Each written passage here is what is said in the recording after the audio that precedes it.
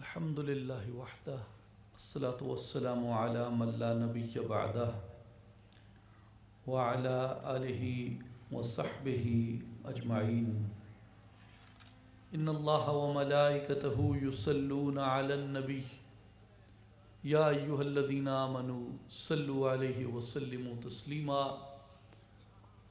تمام احباب آواز بلند پڑھیں الصلاۃ والسلام علیک یا سیدی یا رسول اللہ وعلی آلک واصحابک یا حبیب اللہ یا محبوب اللہ یا محمد الرسول اللہ صلی اللہ علیہ وآلہ وبارک وسلم۔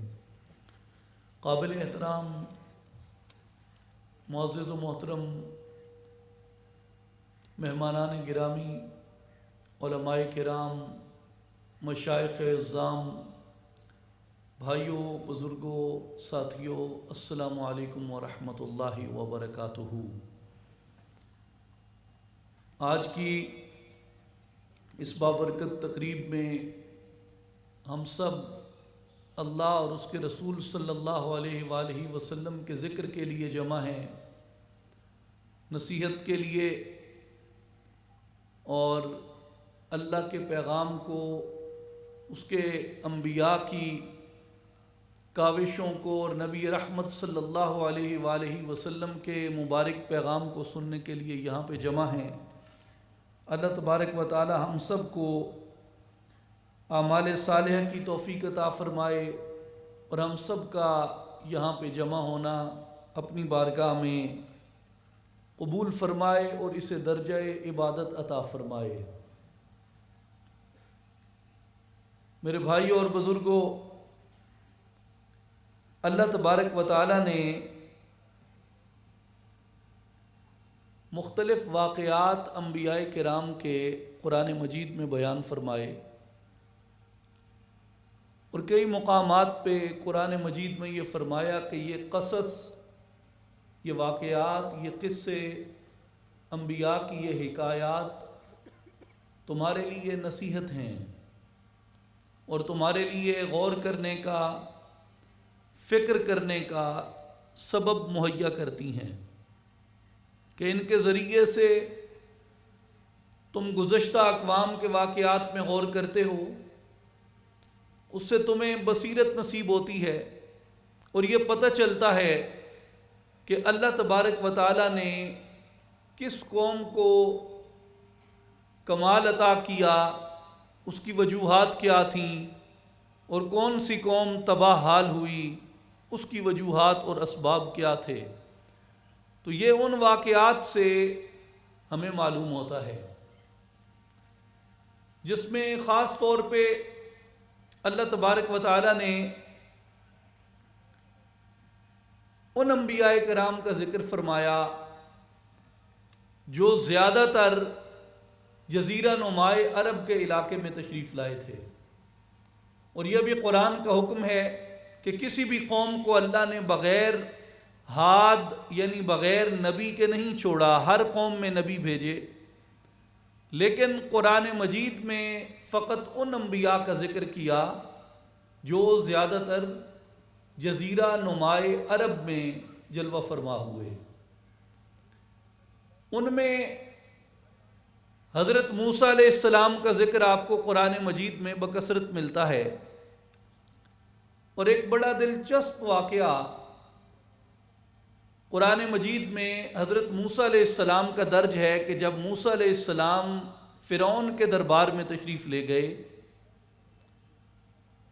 اور وہاں پہ فرعون نے اپنے جادوگروں کو نبوت موسیٰ کے مقابلے میں کھڑا کیا تھا، لیکن جب وہ مقابلہ اپنے انجام اور اختتام کو پہنچا تو خود فرعون کے اپنے دربار کے جادوگر جادو چھوڑ کے اور فرعون کا دربار چھوڑ کے سیدنا موسیٰ علیہ السلام کے کلمہ گو بن گئے۔ تو مختلف ائمہ کرام نے اس پہ اپنی تعبیرات پیش فرمائیں یہ جو سورہ الاعراف میں ہے کہ قال یا موسیٰ اما ان تلقی و اما ان نکون نحن الملقین، جادوگروں نے حضرت موسیٰ علیہ السلام سے کہا کہ آپ اپنا عصا پہلے میدان میں رکھیں گے یا ہم اپنی رسیاں اور باقی جو جادو وادو ہے اس کو زمین کے اوپر چھوڑیں۔ تو امام قرطبی رحمۃ اللہ تعالی علیہ نے اس کے اوپر یہ تصریح فرمائی کہ تأدبوا مع موسیٰ علیہ السلام، چونکہ حضرت موسیٰ علیہ السلام نے ایک وقت فرعون کے دربار میں محل میں گزارا تھا، تو وہ یہ جانتے تھے کہ یہ ایک مرد صالح ہے جس کی زبان سے کبھی جھوٹ سرزد نہیں ہوا، جس کے جسم اقدس سے کبھی گناہ سرزد نہیں ہوا، جس نے اپنی خواہشات نفس کی پیروی کبھی نہیں کی، اور جو کہ معزز ہے، ممتاز ہے، اور دعویٰ کرتا ہے کہ اللہ نے اس کو رسالت سے اور نبوت سے نوازا ہے، اللہ نے اس کو کتاب اور پیغام سے نوازا ہے، اور اللہ نے اس کو اپنے نور کے مشاہدے سے نوازا ہے۔ تو اس احترام کے پیش نظر انہوں نے تأدبوا مع موسیٰ علیہ السلام، انہوں نے حضرت موسیٰ علیہ السلام کا ادب کیا۔ تو امام قرطبی کہتے ہیں کہ یہ حضرت موسیٰ علیہ السلام کے ادب کا نتیجہ تھا کہ اللہ تبارک و تعالیٰ نے ان کفار کے، جادوگروں کے دلوں کو نور ایمان سے منور فرما دیا۔ جس طرح یہ کہا گیا کہ ادب پہلا قرینہ ہے محبت کے قرینوں میں، اگر سینے کے اندر ادب داخل ہو جائے، سینے کے اندر احترام داخل ہو جائے انبیاء کرام کا، جنہیں اللہ نے چنا، جو اللہ کا پیغام لے کے آئے، تو ان کا ادب ہی اتنا بڑا ذریعہ بن جاتا ہے انسان کی ہدایت اور انسان کے نور کا، کہ کفار بھی ہوں، جادوگر بھی ہوں، اور ان کے پیچھے فرعون جیسے بادشاہ کے خزانوں کے منہ کھلے ہوں، وہ پھر بھی اپنے ایمان کو ترجیح دیتے ہیں۔ کس بنیاد پہ؟ انبیاء کرام کے ادب کی بنیاد پہ۔ اسی طرح دوسرا ایک واقعہ قرآن مجید میں بیان کیا گیا، ملکہ سبا، ملکہ بلقیس کا اور سیدنا سلیمان علیہ السلام کا۔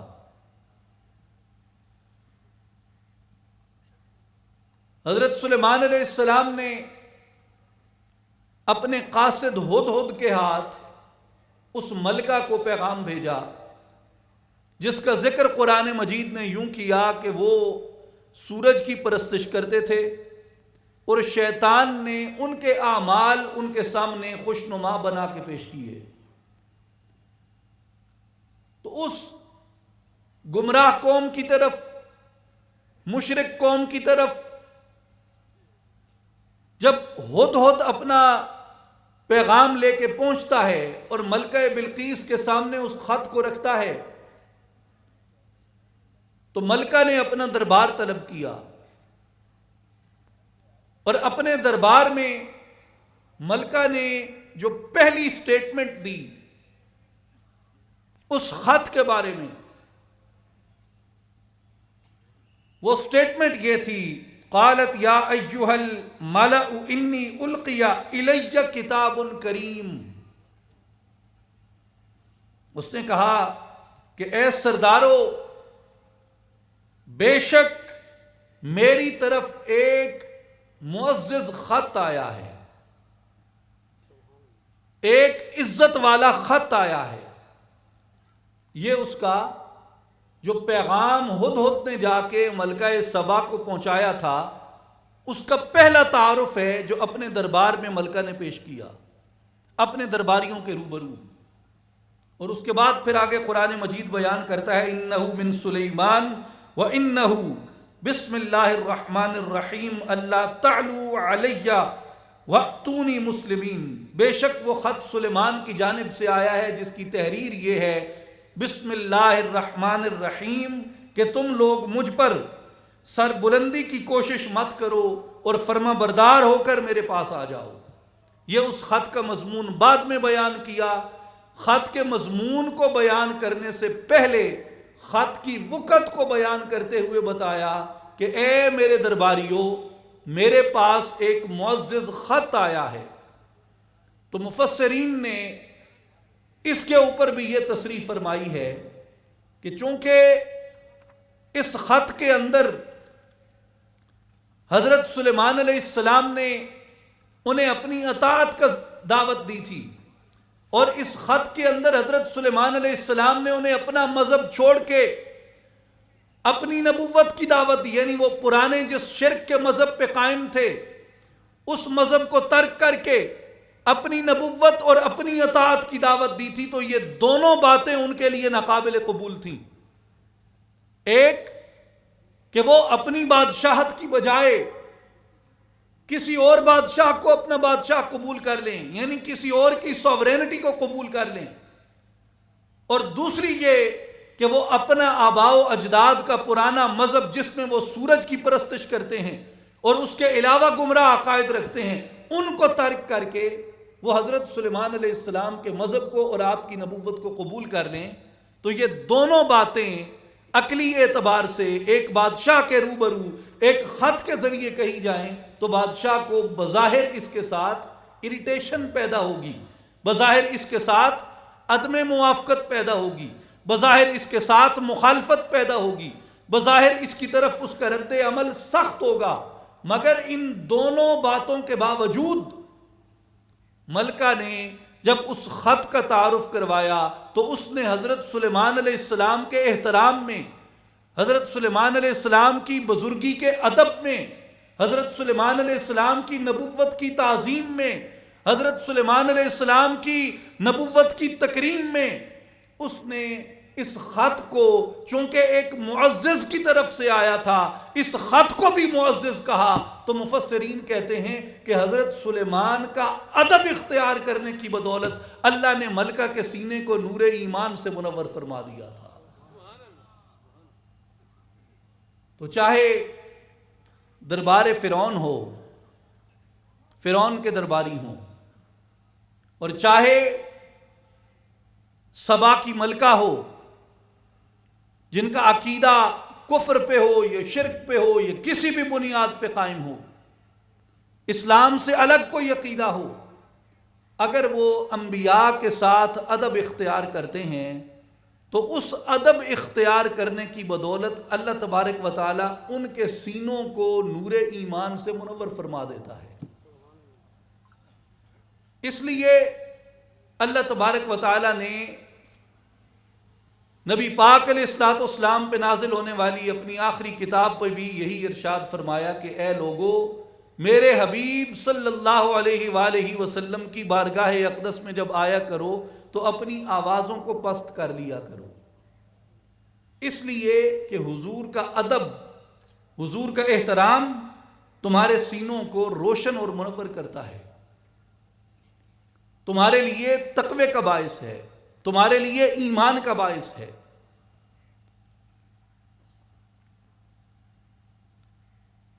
اس لیے جو ادب ہے اس کو کہا گیا کہ ادب پہلا قرینہ ہے محبت کے قرینوں میں. جیسے سلطان العارفین حضرت سخی سلطان باہو رحمت اللہ تعالی علیہ فرماتے ہیں کہ تسبیح پھری تے دل نہ پھریا، کی لینا تسبیح پڑھ کے ہوں، علم پڑھیا تے ادب نہ سکھیا، کی لینا علم نو پڑھ کے ہوں. علم کا مقصود، علم کی انتہا یہ ہے کہ انسان کے وجود میں ادب داخل ہو جائے، انسان کے وجود کے اندر لذت عمل داخل ہو جائے، اور لذت عمل آداب کا نام ہے، لذت عمل احترام کا نام ہے. اس لیے میرے دوستوں اور ساتھیوں، یہ مختلف واقعات اللہ تعالیٰ جو قرآن مجید میں بیان کرتا ہے یہ ہمیں کئی جہتوں سے روشنی دیتے ہیں. اب مورخ ہے وہ انہیں تاریخ کے نقطۂ نظر سے دیکھے گا،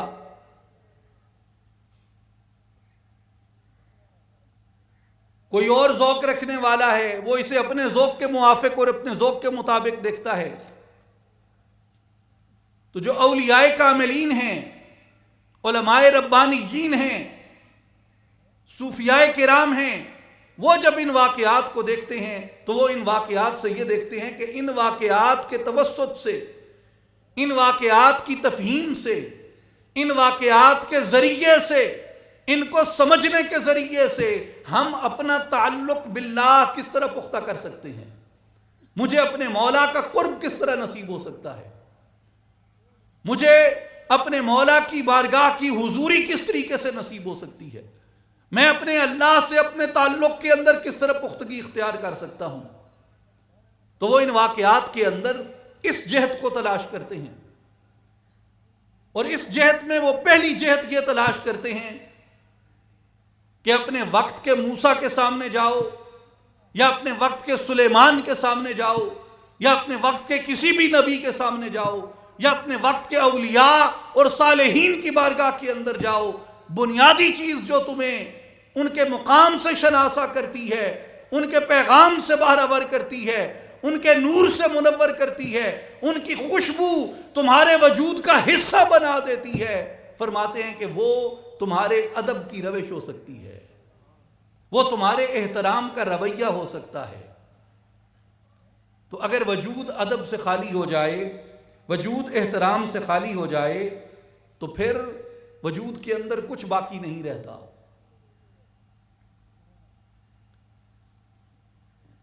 تو انبیاء سے جو فیضیاب ہوتے ہیں وہ وہی ہوتے ہیں جن کے سینے ادب سے معمور ہوتے ہیں، اور ان کو کیا فیض ملتا ہے؟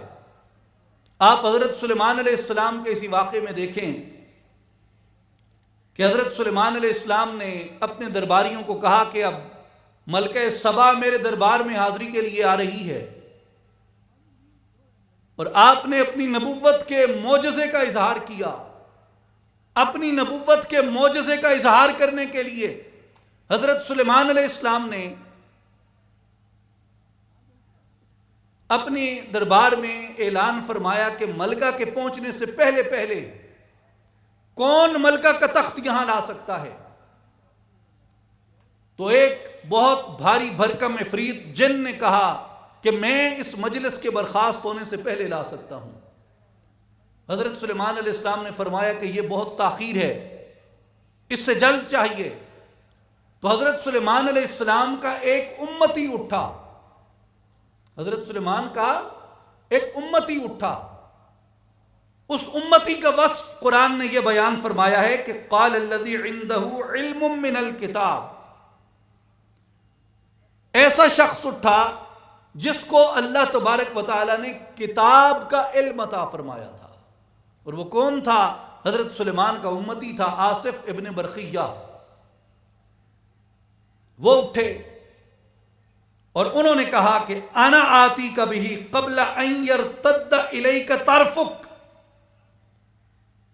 عرض کی کہ اے پیغمبر، اے سلیمان، اے عالی شان، آپ کی پلک جھپکنے سے پہلے میں ملکہ سبا کا تخت اس کے دربار سے اٹھا کے آپ کے دربار میں حاضر کر سکتا ہوں۔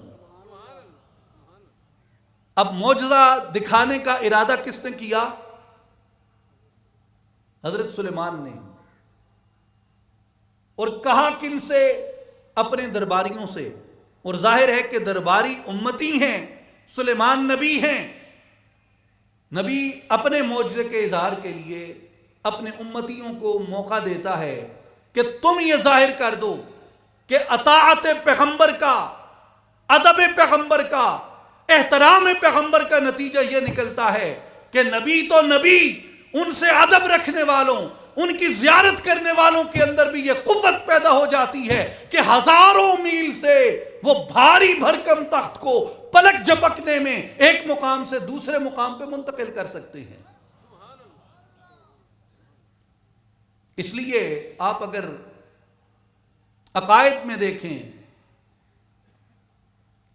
تو امام عمر النصفی رحمۃ اللہ تعالی علیہ نے اپنے رسالہ عقیدہ النصفیہ میں اس بات کی تصریح کی کہ جو اولیاء کاملین کی کرامات ہوتی ہیں، در حقیقت وہ ولی کی کرامت بھی معجزہ نبی ہوتی ہے۔ اس لیے امام سعد الدین تفتزانی رحمۃ اللہ علیہ نے بھی اس کی شرح عقائد میں تفصیلی مفصل اس کے اوپر بحث فرمائی کہ ولی کے اندر جو استطاعت ہوتی ہے، استعداد ہوتی ہے، جو اس کے اندر اہلیت اور قابلیت ہوتی ہے کرامت کے رونما کرنے کی، وہ از خود نہیں ہوتی بلکہ وہ اطاعت پیغمبر کا نتیجہ ہوتی ہے۔ ولی کون ہے؟ جو اطاعت پیغمبر کے اندر کامل ہوتا ہے، ادب اور محبت رسول کے اندر کامل ہوتا ہے۔ تو اس لیے حضرت سلیمان علیہ السلام نے جب اپنے معجزے کے اظہار کا ارادہ کیا تو خود اپنے آپ کو اس طاقت کو استعمال کرنے کی بجائے جو اللہ نے براہ راست انہیں عطا کی تھی، انہوں نے اپنے امتی کا انتخاب کیا جس کی تربیت حضرت سلیمان علیہ السلام نے کی تھی۔ تو ان کے غلاموں کو یہ قدرت حاصل ہے، ان کے درباریوں کو یہ قدرت حاصل ہے، ان کے مجلس نشینوں کو یہ قدرت حاصل ہے۔ تو میرے بھائی اور بزرگوں، اس سے صوفیاء کرام یہ فرماتے ہیں کہ جس قدر کوئی نبی کریم علیہ السلام کی اطاعت میں، نبی کریم علیہ السلام کی متابعت میں، نبی کریم علیہ السلام کی اتباع میں، نبی کریم علیہ السلام کی پیروی میں، نبی کریم علیہ السلام کے نقش قدم پہ چلنے میں جس قدر کوئی قوی ہوتا جاتا ہے، کوئی گہرائی اختیار کرتا جاتا ہے، کوئی بلندی اختیار کرتا جاتا ہے، اسی قدر اس کے وجود کے اندر اللہ تبارک و تعالی رحمتیں اور برکتیں جلوہ گر کرنا شروع کر دیتا ہے۔ دوسری بات وہ یہ فرماتے ہیں کہ جب تمہیں بادشاہ کا بلاوا آ جائے، جب تمہیں بادشاہ کا، اپنے سے طاقتور بادشاہ کا بلاوا آ جائے تو پھر ٹھہرو مت، پھر ٹھہرو مت، اس کی طرف رجوع اختیار کرو، اس کی طرف چل پڑو۔ جس طرح ملکہ بلقیس کو حضرت سلیمان علیہ السلام کا پیغام پہنچا تو قرآن بیان فرماتا ہے فلما جاءت، جیسے پیغام ملا قاصدوں کے ذریعے تو اپنی ریاست کو، سلطنت کو، تخت و تاج کو چھوڑ کے بادشاہ کی خدمت میں حاضر ہو گئی۔ اسی طرح اولیاء کرام فرماتے ہیں کہ لوگوں غور کرو، ملکہ بلقیس سے سیکھو۔ توجہ سے سنیے گا، بڑی باریک بات ہے، سبق آموز بات ہے۔ آپ فرماتے ہیں کہ لوگوں غور کرو، طاقتور بادشاہ کا پیغام ملا، ملکہ بلقیس اپنی تخت کو، اپنی سلطنت کو چھوڑ کر اٹھ کے فوراً اس بادشاہ کے حضور چلی آئی۔ تو وہ کہتے ہیں کہ اللہ تعالیٰ نے تمہارے جسم کو ایک مملکت کی مانند بنایا ہے، تمہارے جسم کو ایک بادشاہی کی طرح بنایا ہے، اور تمہیں تمہارے جسم پہ ایک با اختیار بادشاہ کا درجہ دیا، اور تمہیں خیالات کے لشکر دیے، ارادوں کے لشکر دیے، ہاتھ پاؤں، زبان، کان، آنکھیں، جسم کے دیگر اعضاء اور جوارح، اگر انہیں غور سے دیکھو تو یہ تمہاری سلطنت جسم کے مختلف لشکر ہیں۔ کوئی جاسوس کا کام کرتا ہے، کوئی ہتھیار چلانے والے کا کام کرتا ہے، کوئی خبر لانے والے کا کام کرتا ہے، کوئی مشورہ دینے والے کا کام کرتا ہے۔ اگر عقل کو دیکھیں، عقل آپ کے جسم کی بادشاہت میں آپ کی مشیر ہے۔ اگر آپ آنکھوں اور کان کو دیکھیں، حتیٰ کہ اپنے تمام حواس خمسہ کو دیکھیں، تو حواس آپ کے پاس خبر لاتے ہیں، آپ کے لیے جاسوسی کا درجہ رکھتے ہیں۔ یعنی دیکھنا آپ کے پاس خبر لاتا ہے، سننا آپ کے پاس خبر لاتا ہے، چکھنا جو قوت مذوقی ہے، چکھنا یہ آپ کے پاس ذائقے کی خبر لاتا ہے۔ تو آپ کے جو حواس ہیں یہ آپ کی جسم کی سلطنت کے جاسوس ہیں. جو آپ کے پاؤں ہیں یہ آپ کے جسم کے عاملین ہیں. جو آپ کے ہاتھ ہیں یہ آپ کے جسم کے سالار ہیں، آپ کے لیے لڑتے ہیں، آپ کے لیے کما کے لاتے ہیں. جو آپ کا دماغ ہے وہ آپ کے مشیر ہے. تو پوری جو آپ کے جسم کی اللہ تبارک و تعالیٰ نے ساخت بنائی ہے، اگر آپ اسے غور کریں تو یہ ایک سلطنت ہے، یہ ایک بادشاہت ہے. آپ کو اس بادشاہت کا بادشاہ بنایا. جو غلطیاں کرتا ہے اپنے مشیروں کو قابو میں نہیں رکھ سکتا، اپنے جاسوسوں کو قابو میں نہیں رکھ سکتا، اپنے سالاروں کو قابو میں نہیں رکھ سکتا، اپنے عاملین کو قابو میں نہیں رکھ سکتا، اس بادشاہ کی بادشاہت دڑام سے گر جاتی ہے. اور وہ کامیاب ہو جاتا ہے جس کا جو اپنے جاسوسوں کا تابع نہیں ہوتا، جس کے جاسوس اس کے تابع ہوتے ہیں. وہ کامیاب ہو جاتا ہے جس کے سالار اس کے تابع ہوتے ہیں. وہ کامیاب ہو جاتا ہے جس کے عاملین اس کے تابع ہوتے ہیں. وہ کامیاب ہو جاتا ہے جس کے مشیر اس کے تابع ہوتے ہیں. تو جو اپنے جسم کی سلطنت کو سنبھال کے چلاتا ہے اور اپنے جسم کا واقعتاً حکمران بن جاتا ہے، اللہ تبارک و تعالی اس کو ملکہ سبا جیسی عزتیں عطا کرتا ہے. علامہ اقبال رحمۃ اللہ علیہ نے مثنوی اسرار خودی میں سیدنا مولا مشکل کشا شیر خدا علی کرم اللہ وجہ الکریم کی ایک صفت مبارک کا ذکر کیا کہ آپ کی صفت ہے ابو تراب. ابو تراب کا مطلب ہے مٹی کا باپ. تراب مٹی کو کہتے ہیں، ابو باپ کو کہتے ہیں، مٹی کا باپ. تو وہ کہتے ہیں کہ آپ کو مٹی کا باپ آپ کا لقب رکھنے کی کیا ضرورت تھی، آپ کی یہ صفت کیوں تھی؟ اس لیے کہ بو ترابی خاک را تسخیر کرد، کہ سیدنا علی کرم اللہ وجہ الکریم نے اپنے جسم کی مٹی کو مسخر کیا، اپنے جسم کی مٹی پہ اللہ کی حکومت کو قائم کیا. جب انہوں نے اپنے جسم کی مٹی پہ اللہ کی حکومت کو قائم کر دیا، ان کا لقب جسم کو مٹی کو فتح کرنے والا بنا. اور اس لیے اللہ تبارک و تعالیٰ نے ان کے لیے یہ برکت رکھ دی کہ ڈوبا سورج بھی انگلی کے اشارے سے لوٹاتا ہے. تو جو اپنے وجود کو مسخر کر لیتے ہیں، کس کے لیے؟ اللہ کی حکومت کے لیے. اپنے جسم کو اللہ کی حکومت کے لیے مسخر کر لیتے ہیں. اس بادشاہ کا جب فرمان آ جاتا ہے، اس کے لیے جو چل پڑتا ہے، تخت و سلطنت چھوڑ کے جو مالک کی طرف چل پڑتا ہے، اسے اللہ تبارک و تعالیٰ ان عزتوں سے نوازتا ہے جو عزتیں اپنے دربار میں حضرت سلیمان علیہ السلام نے ملکہ بلقیس کو عطا فرمائی تھی. دفتر ششم مثنوی شریف میں مولانا جلال الدین رومی رحمۃ اللہ تعالی علیہ آپ فرماتے ہیں، ملک را بگزار بلقیس از نخست چومرا یا بھی ہما عامل کے تست. وہ فرماتے ہیں کہ اے سبا کے تخت کے وارث، سب سے پہلے اپنا ملک چھوڑ دے. جب تو سلیمان کی بادشاہی میں پہنچے گا تو یہ سب کچھ تیری ملکیت ہو جائے گا، اس کی اطاعت میں پہنچے گا. اس لیے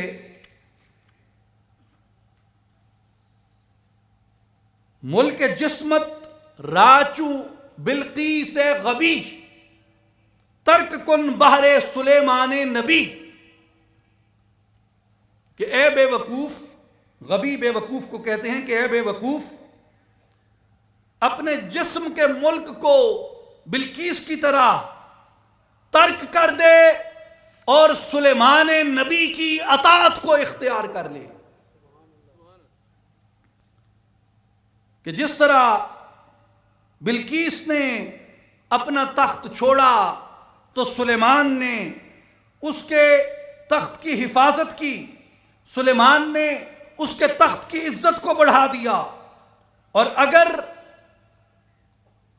ملکہ سبا، ملکہ بلقیس حضرت سلیمان علیہ السلام کے حکم کو، حضرت سلیمان علیہ السلام کے خط کو قبول نہ کرتی تو کیا ہوتا؟ قرآن مجید بیان کرتا ہے ارجع الیہم فلنأتینہم بجنود لا قبل لہم بہا وَلَنُخْرِجَنَّهُمْ مِنْهَا أَذِلَّةً وَهُمْ صَاغِرُونَ۔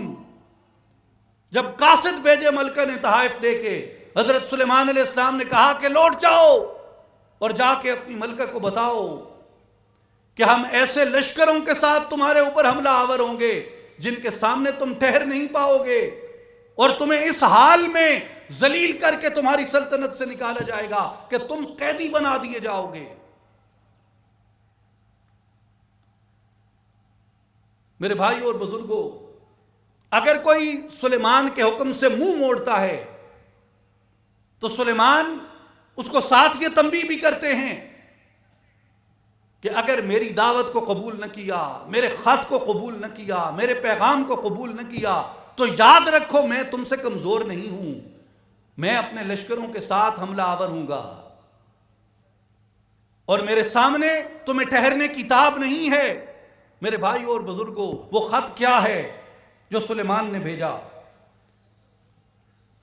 اگر آپ صوفیاء کرام کے نقطہ نظر سے دیکھیں تو بادشاہوں کا بادشاہ تمہاری طرف خط بھیجتا ہے، اور وہ کہتے ہیں کہ وہ خط بسم اللہ الرحمن الرحیم سے شروع ہوتا ہے، اور وہ خط قرآن مجید ہے۔ اس لیے اللہ کے حکم کی، اللہ کے فرمان کی مطابقت اختیار کرو، اور اگر اس سے روگردانی کرو گے تو اللہ فرماتا ہے کہ میں ایسے لشکر بھیجوں گا جو تمہیں مسخر کر ڈالیں گے، تمہیں ذلیل کر ڈالیں گے، تمہیں رسوا کر ڈالیں گے۔ اور مجھے پھر حکیم الامت علامہ اقبال یاد آتے ہیں جب وہ یہ کہتے ہیں کہ وہ زمانے میں معزز تھے مسلمان ہو کر، اور تم خوار ہوئے تارک قرآن ہو کر۔ جو بادشاہ کے خط کو چھوڑ دیتا ہے، جو بادشاہ کے پیغام کو ترک کر دیتا ہے، اس کے مقدر میں سوائے ذلت اور رسوائی کے کچھ نہیں بچتا۔ اس لیے شیخ رومی رحمت اللہ علیہ فرماتے ہیں اللہ اللہ ترک کن ہستی خود چونکہ خاندستت براؤے معتمد۔ فرماتے ہیں کہ اپنی ہستی کو ترک کر کے اس کی طرف جا جس نے تجھے اپنی طرف بلایا ہے۔ اور کس نے تجھے اپنی طرف بلایا ہے؟ یا ایھا الانسان ما غرک بربک الکریم، اے غافل انسان، تجھے اپنے خدا کے پیغام سے کس نے غافل کر دیا؟ اپنے رب کی یاد سے کس نے غافل کر دیا؟ اور اسی واقعے میں ایک اور حصہ اس کا یہ آتا ہے جس میں حضرت سلیمان علیہ السلام نے جب وہ تخت منگوا لیا تو تخت منگوا کر آپ نے فرمایا قال نکروا لها عرشها، کہ اس تخت کے حلیے کو بدل ڈالو، اس کی زیب و زینت کو بدل ڈالو، اس کی حیت کو بدل ڈالو کہ یہ دیکھنے میں پہچانا نہ جائے۔ اولیاء کرام فرماتے ہیں کہ بندہ خدا، جب تیرا یہ وجود تیری سلطنت سے نکل کر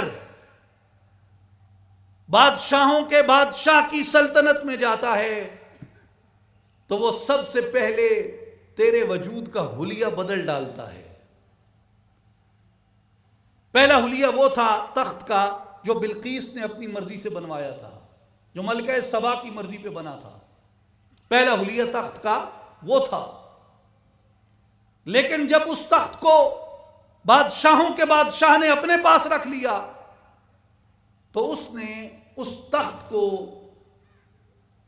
اس کے حلیے کے مطابق نہ رہنے دیا، بلکہ اپنی مرضی سے اس کے اندر تزئین کر دی، اس کے اندر تبدیلی کر دی، اس کے اندر ترمیم کر دی، اپنی مرضی سے اس کی آرائش کروا دی۔ تو اولیاء اللہ فرماتے ہیں کہ بندہ خدا، جب تک تو خود اپنے اوپر حاکم ہے تو تیری حیت وہ ہوگی جو تو اپنے لیے چاہتا ہے، تیری آرائش وہ ہوگی جو تو اپنے لیے چاہتا ہے، تیری خوشی وہ ہوگی جو تو اپنے لیے چاہتا ہے، تیری آؤٹ لک وہ ہوگی جو تو اپنے لیے چاہتا ہے۔ لیکن جب بادشاہوں کے بادشاہ کے ہاتھ میں جائے گا، جب اس کے دربار میں جائے گا، وہ تجھے ڈی کنسٹرکٹ کرے گا، وہ تیرا تزکیہ کرے گا اور تجھے ایسا بنا دے گا جیسا وہ چاہتا ہے، تجھے اس رنگ میں ڈھال دے گا جس رنگ کو وہ پسند کرتا ہے، تجھے اس خصلت میں بدل دے گا جس خصلت پہ وہ راضی ہوتا ہے۔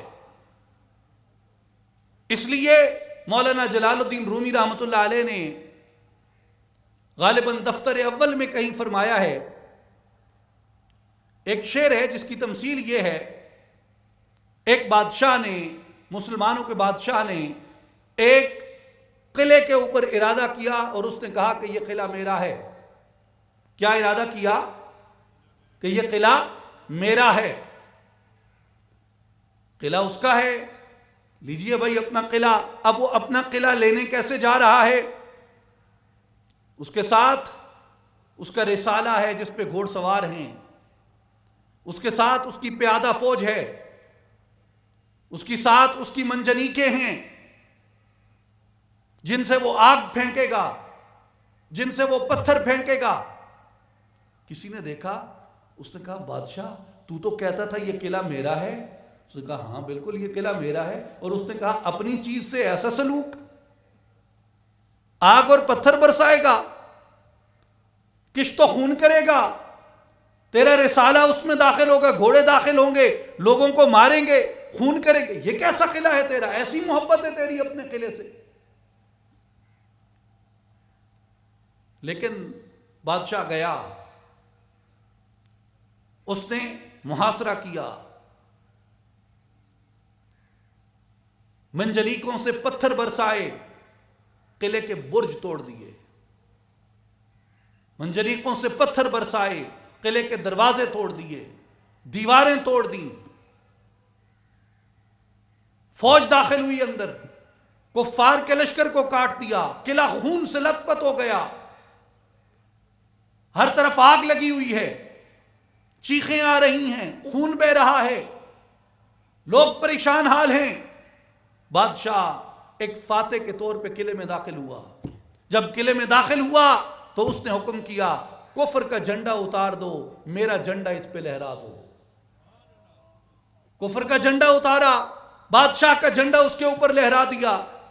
پھر بادشاہ نے حکم کیا جہاں جہاں سے برج ٹوٹے ہیں ان برجوں کو دوبارہ تعمیر کیا جائے، جو دروازے اکھڑے ہیں نئے دروازے نصب کیے جائیں، دیوار ٹوٹی ہے جہاں سے وہاں دیوار لگا دی جائے، دیوار بنا دی جائے، اسے مضبوط کر دیا جائے، جہاں جہاں آگ لگی ہے آگ کو بجھا کے نئی تعمیر کی جائے اور اس طرح تعمیر کی جائے جس طرح کہ میں چاہتا ہوں، اور معبد خانوں کو، بت خانوں کو گرا کے یہاں پہ مسجدوں کو تعمیر کر دیا جائے۔ مولانا رومی کہتے ہیں قلعہ ویراں کرد و از کافر ستد، پہلے اس نے قلعے کو ویران کیا، کافر کے ہاتھ سے کھینچ لیا، بعد ازاں بر ساختش صد برج و صد، اس کے بعد اس نے اس قلعے کے اوپر ہزاروں نئے برج بنوا دیے، قلعے کو از سر نو تعمیر کر دیا۔ اس لیے مولانا رومی فرماتے ہیں کہ لوگوں بلقیس کے تخت سے یہ سیکھو کہ جب تک وہ تخت بدل کے، وہ تخت وہاں سے اٹھ کے سلیمان کے دربار میں نہیں آ جاتا، تب تک اس کی تزئین اس طرح نہیں ہو سکتی جس طرح سلیمان چاہتے ہیں، اور جب تک تیرا قلعہ تسخیر نہیں ہوتا، تیرے جسم کا قلعہ ٹوٹتا نہیں ہے، تب تک یہ تیرے مالک کی مرضی پہ دوبارہ تعمیر نہیں ہو سکتا۔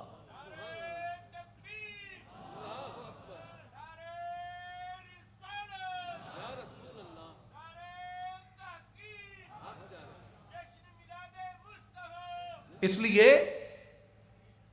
پہلے قلعے کو توڑتا ہے، وہ کن چیزوں سے توڑتا ہے؟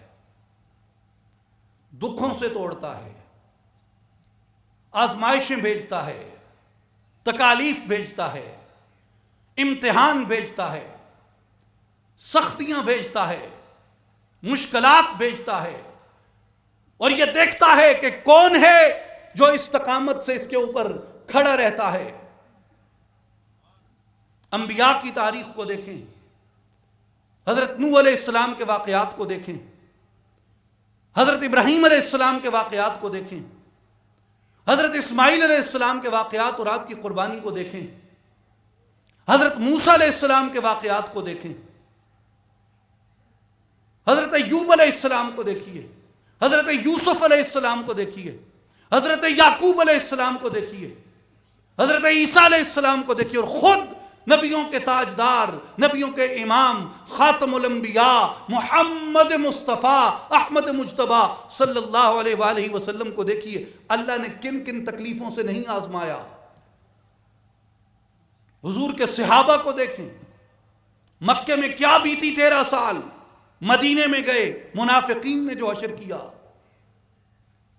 حضور کے خانوادے کو دیکھیں، کربلا میں آپ کے خانوادے کی استقامت کو دیکھیں، کوفہ میں آپ کے خانوادے کی استقامت کو دیکھیں، شام اور دمشق میں آپ کے خانوادے کی استقامت کو دیکھیں۔ اللہ تبارک و تعالی ان تکالیف سے، ان آزمائشوں سے، ان مشکلوں سے پہلا پرانا قلعہ توڑ کر ایک نیا اپنی مرضی کا قلعہ تعمیر کرتا ہے۔ ہم سمجھتے ہیں کہ دکھ آیا ہے، تکلیف آئی ہے، شاید یہ میرے مولا کی کوئی ناراضگی ہو۔ یہ بھی ہو سکتا ہے کہ مولا تمہارا مالک تمہیں اس تکلیف سے، آزمائش سے گزار کے اس کے عوض میں کوئی بڑا انعام عطا کرنا چاہتا ہو۔ اس لیے فرمایا قال نکروا لها عرشها، اس کے عرش کو بدل دو، جیسے میں چاہتا ہوں ویسا اس کو بنا دو، اور پھر اس سے وہ آزمائش بھی کرتا ہے۔ اس لیے میرے بھائیوں اور بزرگوں، دوستوں اور ساتھیوں، یاد رکھو، ایک بار بندے کو مرنا پڑتا ہے، ایک بار بندے کو اس تکلیف سے گزرنا پڑتا ہے، اپنے نفس کو مارنا پڑتا ہے، اپنی خواہشات کو مارنا پڑتا ہے، اور خود کو اپنے جسم کے اوپر حکمران کرنا پڑتا ہے۔ کئی اس کے اوپر بزرگوں کے، اولیاء کے، صوفیاء کے ارشادات، واقعات، ان کی زندگیوں کا پورا نچوڑ یہ ہے کہ اپنے جسم پہ اپنی حکمرانی کو قائم کرو۔ جو جسم پہ حکمرانی نہیں کر سکتا وہ اللہ کی زمین پہ حکمرانی کا حق نہیں رکھتا۔ سب سے پہلے اس پیکر خاکی کے اوپر حکومت قائم کرو، اس جسم سے عدل کرو، پھر عدل کے قابل ہوگے۔ اس جسم کو سچائی پہ تولو، پھر کسی اور کو سچائی پہ تولنے کے قابل ہوگے۔ اس جسم پہ اللہ کا امر نافذ کرو، پھر اللہ کی زمین پہ امر نافذ کر سکتے ہو۔ اس جسم کو نواہی سے دور رکھو، پھر اس زمین کے اوپر نواہی کا اطلاق کر سکتے ہو، نواہی کی تنفیذ کر سکتے ہو، نواہی کا نفاذ کر سکتے ہو۔ جب تک اس جسم پہ نہیں کیا کہاں کرو گے؟ میرے بھائیوں اور بزرگوں، اسے حدیث پاک میں کہا گیا ہے موتو قبل ان تموتو، یعنی مرنے سے پہلے مر جانا، جسے حضرت سلطان العارفین سلطان باہو رحمۃ اللہ علیہ فرماتے ہیں کہ اے تن میرا، اے تن رب سچے دا حجرا وچ پا فقیرہ جاتی ہوں، نہ کر منت خواج خدر دی، تیرے اندر آب حیاتی ہوں، شوق دا ڈیوا بال ہنیرے متن لبی یار کھڑاتی ہوں، پر جو مرن تھی اگے مر گئے یا حضرت باہو، تنا حق دی رمز پچاتی ہوں۔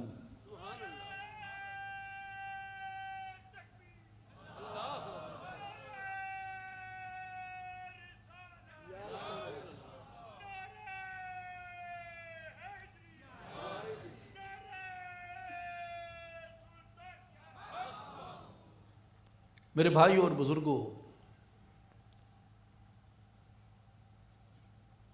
دوستوں اور ساتھیوں،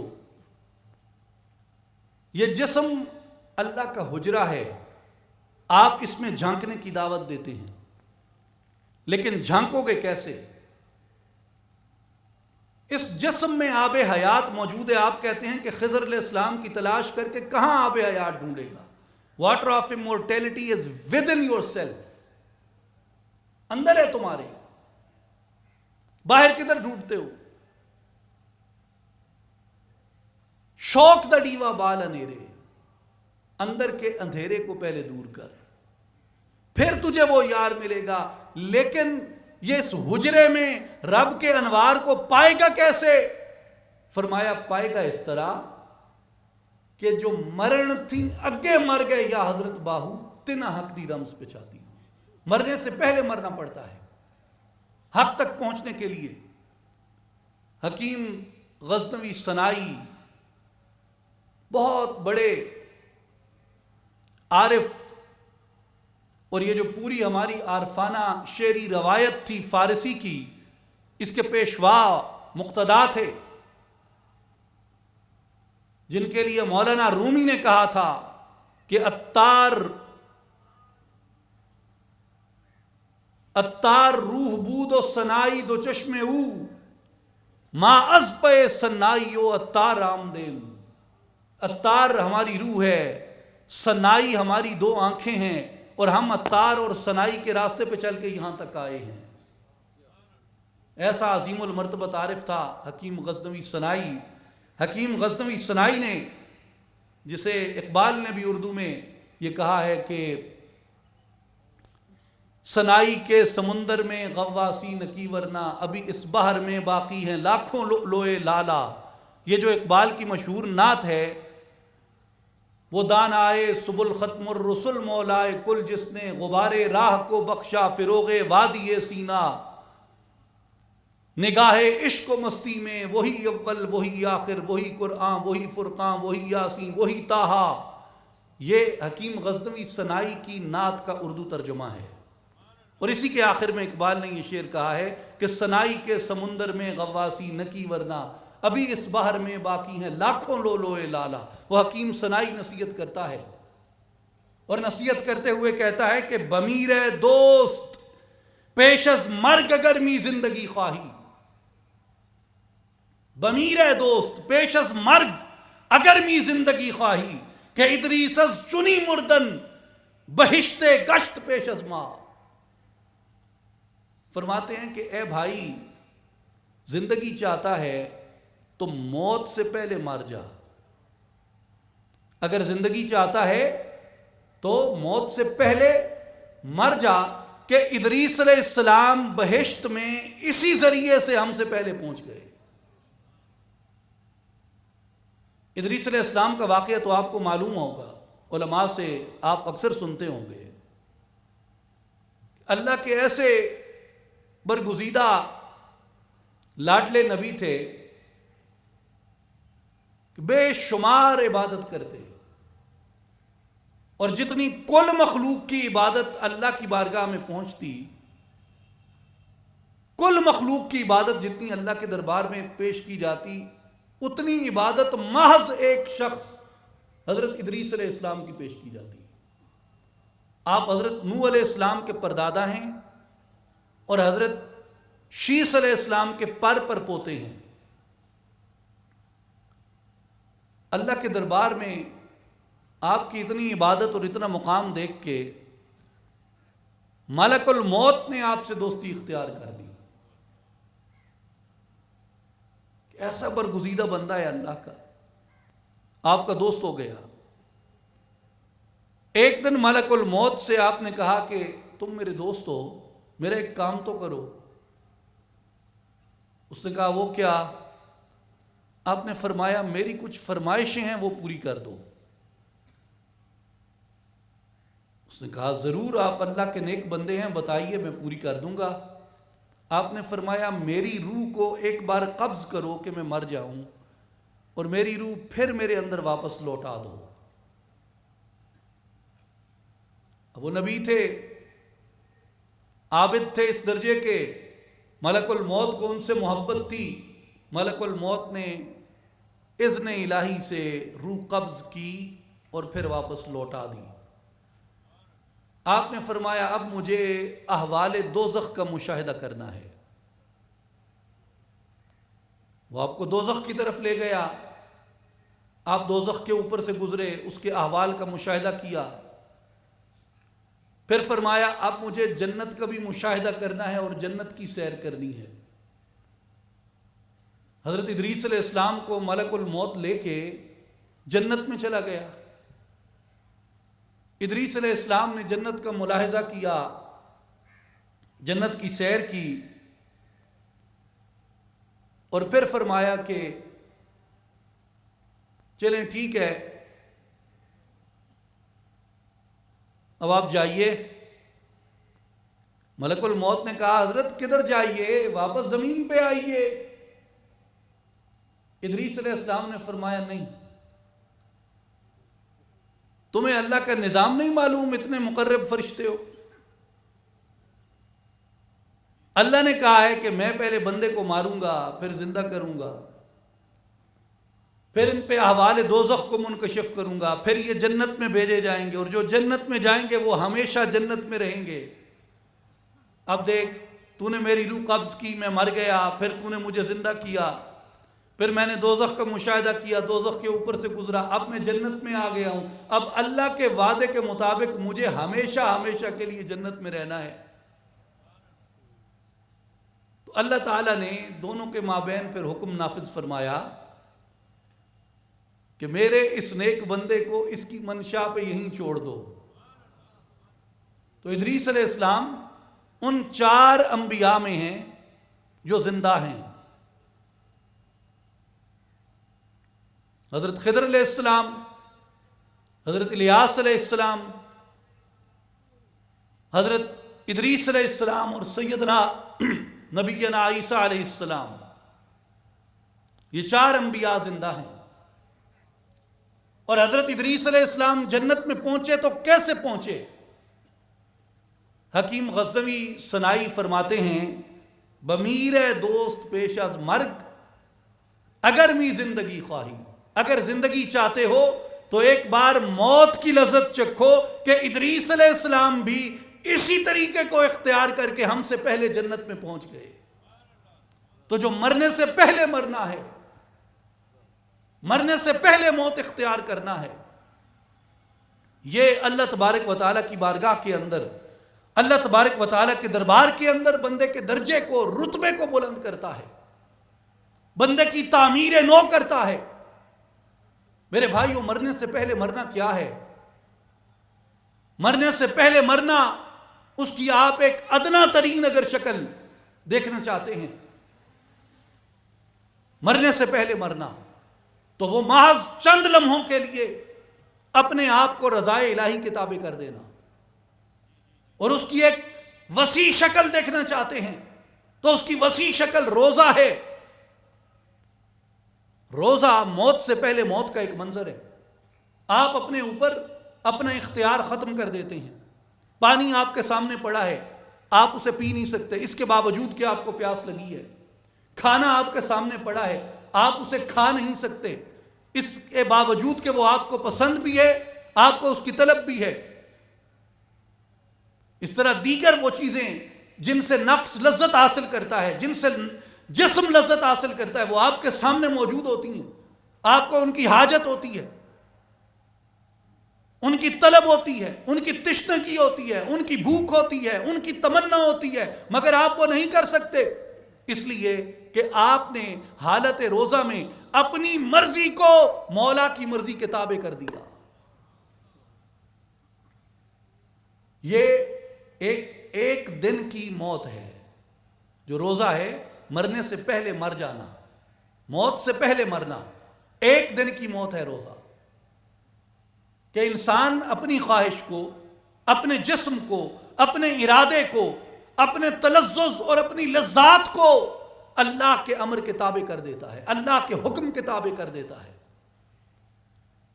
اسی طرح میرے بھائیوں اور بزرگوں، جب بندہ اس راستے کے اندر داخل ہوتا ہے، مرنے سے پہلے مرنے کا ارادہ کرتا ہے، اپنے منزل مقصود تک پہنچنے کا ارادہ کرتا ہے، تو وہ اس موت کا ارادہ کرتا ہے جس سے اس کو یہ مقام اور یہ مرتبہ نصیب ہو جائے، جس سے اس کو اپنے مولا کے دربار میں یہ بندگی نصیب ہو جائے کہ وہ اس کے بندوں میں شمار ہو جائے۔ اور بالیقین جو موت سے پہلے موت ہے، وہ انسان اپنی چاہت کو اس کی چاہت کے تابع کر کے حاصل کرتا ہے، اپنی زندگی اس کے احکام کے مطابق نافذ کر کے حاصل کرتا ہے، اپنے جسم کا قلعہ اس کے لشکروں کے سامنے، اس کی رحمت کے لشکروں کے سامنے، اس کے فضل کے لشکروں کے سامنے، اس کے احکام کے لشکروں کے سامنے اپنا قلعہ مسخر کروا دیتا ہے۔ جب یہ جسم کا قلعہ مسخر ہو جاتا ہے، عقل پہ اس کا حکم آ جاتا ہے، دل پہ اس کا حکم آ جاتا ہے، جسم پہ اس کا حکم آ جاتا ہے، پھر یہ وجود دوبارہ سے جی اٹھتا ہے، دوبارہ سے زندہ ہو جاتا ہے۔ میرے بھائی اور بزرگوں، اس لیے جب تک وجود اس پاکیزگی اور طہارت کو حاصل نہیں کرتا کہ اس کے احکام کے تابع ہو جائے، اس کی مرضی کے تابع ہو جائے، اس کی منشا کے تابع ہو جائے، اس وقت تک وہ انوار وجود کے اندر تاثیر نہیں کرتے، اس لیے کہ جسم ان کو سہنے کی صلاحیت ہی نہیں رکھتا، اس کی استعداد ہی نہیں رکھتا۔ تو ان انوار کو قبول کرنے کے لیے جسم کے اندر اہلیت اور استعداد پیدا کرنی پڑتی ہے۔ آپ جیسے دیکھیں کہ ہر مٹی دو اینٹوں کو آپس میں نہیں جوڑ سکتی، آپ کہیں سے بھی مٹی اٹھائیں، کہیں سے بھی مٹی اٹھا کے اس کو دو اینٹوں کے درمیان رکھ دیں، کیا وہ اینٹیں جڑ جائیں گی؟ جب تک کہ آپ اس مٹی کو گارا نہیں بناتے، جب تک کہ آپ اس مٹی کو پانی کے ساتھ پروسیس نہیں کرتے۔ تو مٹی کے اندر دو اینٹوں کو جوڑنے کی صلاحیت پیدا کرنی پڑتی ہے، استعداد پیدا کرنی پڑتی ہے۔ جب تک آپ مٹی میں بھی استعداد پیدا نہ کریں، وہ دو اینٹوں کو نہیں جوڑ سکتی۔ استعداد پیدا ہو جائے تو وہ دو اینٹوں کو جوڑ دیتی ہے، ایک پورے گھر کو تعمیر کر دیتی ہے۔ تو وجود کے اندر جب تک استعداد پیدا نہیں ہوتی، جب تک اہلیت پیدا نہیں ہوتی، جب تک قابلیت پیدا نہیں ہوتی، اس وقت تک وجود ان انوار کو قبول نہیں کرتا، اس لیے کہ یہ ان کی استعداد ہی نہیں رکھتا، اس کی اہلیت، صلاحیت اور قابلیت ہی نہیں رکھتا۔ مرشد کامل کی ضرورت کیوں ہے؟ اسی لیے ہے کہ جس طرح بغیر مستری کے مٹی گارا نہیں بنتی، اینٹیں آپس میں جڑتی نہیں ہیں، اسی طرح بغیر کسی کامل کی تربیت کے، بغیر کسی کامل کی تلقین کے، بغیر کسی کامل کی توجہ کے، بغیر کسی کامل کی نصیحت کے، بغیر کسی کامل کی رہنمائی کے، وجود کے اندر وہ استعداد پیدا نہیں ہوتی، وجود کے اندر وہ صلاحیت پیدا نہیں ہوتی۔ مولانا رومی رحمت اللہ تعالی علیہ فرماتے ہیں، روز سرافیلے شو اندر امتیاز، درد مندہ روح و مست ساز۔ وہ کہتے ہیں کہ جا اور مقام امتیاز کا اسرافیل بن جا، کہ مردوں کو زندہ کر اور خود بھی مست ہو جا اور مست کرنے والا ہو جا۔ اگر آپ سورہ اسرافیل کا منظر دیکھیں تو اس کے چار بنیادی کمپوننٹس ہیں، چار بنیادی اجزاء ہیں۔ نعرہ تکبیر، نعرہ رسالت، نعرہ خلافت، نعرہ حیدری، نعرہ غوثیہ، نعرہ سلطانیہ، میری جان جوانی، سانسوں کی روانی، میری پریم کہانی، نعرہ سلطانیہ، حضور جانشین سلطان الفقر حضرت تقی سلطان محمد علی صاحب، نعرہ سلطانیہ۔ بہت شکریہ، تمام احباب تشریف رکھیں۔ ہماری خوش قسمتی ہے، خوش نصیبی ہے، خوش بختی ہے کہ شہباز عارفاں، مرشد ما، قائد ما، جانشین سلطان الفقر، سرپرست اعلیٰ اصلاحی جماعت و عالمی تنظیم العارفین حضرت سخی سلطان محمد علی صاحب ہمارے درمیان جلوہ فرما ہیں۔ یہ ہمارے لیے سعادت کے لمحات ہیں کہ ہم آپ کے قرب میں، آپ کی معیت میں، آپ کی صحبت اور آپ کی مجلس میں بیٹھے ہیں۔ میرے بھائیو، آخری میں نقطہ عرض کر رہا ہوں، توجہ سے سنیں، پوری گفتگو کا لب لباب ہے کہ اسرافیل علیہ السلام جب سور پھونکیں گے، یہ جو قیامت کا منظر ہے اس میں 4 چیزیں بنیادی آپ کو نظر آتی ہیں۔ پہلی یہ کہ اسرافیل علیہ السلام روز قیامت سور پھونکیں گے۔ دوسری یہ کہ اسرافیل علیہ السلام اپنی مرضی سے سور نہیں پھونکیں گے بلکہ اذن حق سے پھونکیں گے، اللہ کے امر سے پھونکیں گے۔ تیسرا جز یہ ہے کہ اسرافیل علیہ السلام کا سور پھونکتے ہی مردوں میں جان پڑ جائے گی، مردوں میں جان پڑ جائے گی۔ اور چوتھا اس کا جز یہ ہے کہ جیسے ہی ان مردوں میں جان پڑے گی وہ اٹھ کے اپنے مولا کی طرف دوڑیں گے۔ کتنی باتیں ہو گئیں؟ بولے بھائی، کتنی باتیں ہو گئیں؟ 4۔ پہلی یہ کہ سور قیامت کے دن پھونکا جائے گا۔ دوسری یہ کہ اذن حق سے پھونکا جائے گا۔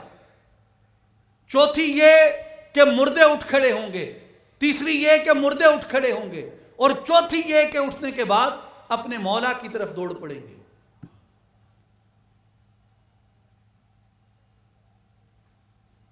تو مولانا رومی رحمت اللہ علیہ کے اس شعر سے کہ روح سرافیل شو اندر امتیاز، درد مندہ روح و مست ساز، اس کی تشریح یہ ہے کہ بندہ خدا مرشد کامل تیرے نفس کے لیے قیامت ہے، مرشد کامل تیرے نفس کے لیے قیامت ہے۔ اور جب نفس پہ اور جب مرشد کامل سور پھونکتا ہے وہ نفس امارہ کے لیے، اس کی برائی کے لیے وہ لمحہ لمحہ قیامت ہوتا ہے۔ دوسری بات یہ کہ وہ تلقین، وہ ارشاد، وہ توجہ مرشد کامل اپنی مرضی سے نہیں کرتا بلکہ اذن الہی سے فرماتا ہے۔ اور تیسری یہ کہ جب وہ سور پھونکتا ہے، جب وہ توجہ کرتا ہے تو مردہ دل جاگ اٹھتا ہے، مردہ دل بیدار ہو جاتا ہے، مردہ دل زندہ ہو جاتا ہے۔ اور چوتھی یہ کہ جب دل زندہ ہو جاتا ہے تو وہ دنیا کی طرف مگن نہیں رہتا، وہ اپنے مولا کی طرف دوڑ لگا دیتا ہے۔ اس لیے علامہ اقبال کہتے ہیں دل مردہ دل نہیں ہے، اسے زندہ کر دوبارہ، کہ یہی ہے امتوں کے مرض کہن کا چارہ۔ دل بیدار فاروقی، دل بیدار کراری، مس آدم کے حق میں کیمیا ہے دل کی بیداری۔ مس کسے کہتے ہیں؟ خام تانبے کو کہتے ہیں۔ اور کیمیا کسے کہتے ہیں؟ جو خام تانبے کو سونا بنا دے۔ علامہ اقبال کہتے ہیں کہ تیرا یہ وجود ایک مس ہے، خام تانبا ہے۔ اگر کسی کامل کی توجہ سے، کسی کامل کی تلقین، کسی کامل کی تربیت سے تو اپنے دل کو زندہ کر لے تو تیرا یہ خام تانبا قیمتی سونے میں بدل جائے گا۔ مسیح آدم کے حق میں کیمیا ہے دل کی بیداری۔ تو میرے بھائیوں اور بزرگوں، جو پیغام ہے اس ساری گفتگو میں وہ یہ ہے کہ انبیاء کرام کے ساتھ ادب اختیار کریں، بالخصوص خاتم الانبیاء محمد مصطفیٰ احمد مجتبیٰ صلی اللہ علیہ وآلہ وسلم کی بارگاہ عظمت پناہ میں ہمارا جو رشتہ و تعلق ہے وہ سب سے پہلے ادب پہ استوار ہوتا ہے، تعظیم پہ استوار ہوتا ہے، احترام پہ استوار ہوتا ہے۔ دوسری بات کہ اپنے آپ کو اس کی آواز پہ لبیک کہنا سکھائیں، اس کے امر کی اطاعت سکھائیں، اور اپنے تخت کو، اپنی سلطنت سبا کو اس بادشاہوں کے بادشاہ کے تابع کر دیں، اور اپنے قلعے کو اس کی تسخیر کے لیے چھوڑ دیں۔ جب وہ اسے مسخر کرے گا وہ اسے اپنی مرضی سے ڈال دے گا، یہ اور بھی خوشنما ہو جائے گا، اس پہ وہ اپنا پرچم لہرائے گا اور اعلان کر دے گا کہ یہ میرا ہے اور میرے لشکر اس کی حفاظت پہ کھڑے ہیں۔ صحیح بخاری کی حدیث ہے، حضور صلی اللہ علیہ وآلہ وسلم نے فرمایا کہ اللہ فرماتا ہے جو میرے ولی سے دشمنی رکھتا ہے میں اس کے ساتھ اعلان جنگ کرتا ہوں، اس لیے کہ اللہ نے اس پہ اپنا جھنڈا لگا دیا، اعلان کر دیا یہ میرا قلعہ ہے، کوئی اسے میلی آنکھ سے نہیں دیکھ سکتا۔ میرے بھائیوں اور بزرگوں، آخری بات یہ کہ اپنے دل کو زندہ کریں۔ جس طرح سورہ اسرافیل سے مردے زندہ ہوتے ہیں، مرشد کامل کی توجہ سے دل زندہ ہو جاتے ہیں، اور دل زندہ کرنے کے لیے کیا کرنا پڑتا ہے؟ الا بذکر اللہ تطمئن القلوب، اللہ کے ذکر سے دلوں کو اطمینان نصیب ہوتا ہے۔ اور جو حضور مرشد کریم خاص کر سلطان العارفین حضرت سخی سلطان باہو رحمت اللہ تعالی علیہ کا جو فیضان مبارک ہے دلوں کی زندگی کے لیے، دلوں کی حیات کے لیے، وہ اللہ پاک کے اسم ذات کا تصور ہے، اللہ پاک کے اسم ذات کا ذکر ہے، اس کی طرف اپنے دل کو راغب کرنا، اپنے دل کو اس کی طرف مائل کرنا ہے۔ جس دل کے اندر اللہ کا نام آ جاتا ہے، جس دل کے اندر اللہ کا نور آ جاتا ہے، وہ دل روشن ہو جاتا ہے، وہ دل زندہ ہو جاتا ہے۔